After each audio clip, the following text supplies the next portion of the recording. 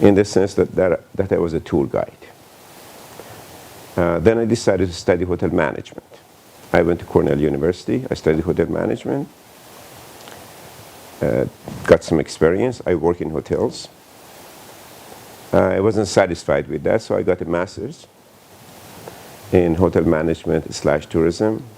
Not totally satisfied, so decided to go for a PhD in cultural anthropology. In the meantime, I got a teaching job, and while I was on the job, I got my PhD.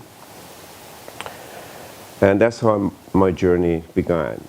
My contribution is that I also brought some of that bag of knowledge from my field of study, which is my last degree being cultural anthropology. And then also being a facilitator for dissemination of knowledge, like starting a journal or helping with the academy to take off.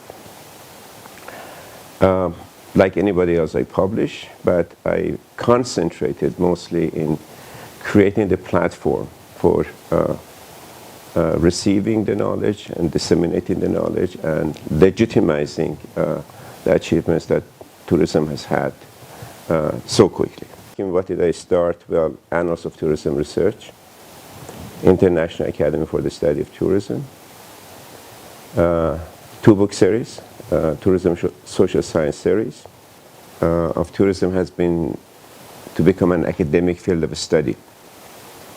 And it needed to legitimize itself that, yes, we are a field of study, we have theory, we have methodology, we are just like any other field of study. And to do so, we had to import knowledge. We did not develop our own knowledge. So the people who came to tourism are basically, to the study of tourism, are people basically from other disciplines. They realized that tourism is an interesting topic to study, but they came with their own bag of knowledge. As we imported knowledge, then we wanted to be like other fields of studies, so that the universities would take tourism as a legitimate field of study. So we needed to have journals, academic journals, independent journals, referee journals.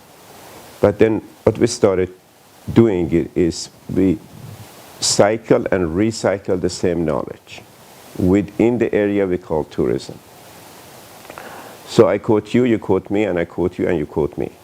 So the same knowledge is being circulated and circulated. A mistake that was made, and is still being made, is that people came, stayed in tourism, and gradually forgot about their mother discipline. So most majority of them are predominantly active in tourism, while making very few contributions to the fields that they came from. Therefore, our knowledge is not being exported now to the lands that it came from. And that's why other fields don't really understand as well. Our challenge as a field of tourism is now to export the knowledge, to say we have arrived, we have something to tell you.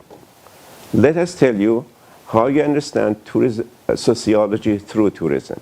How can you understand culture through tourism? How can you understand international relations through tourism?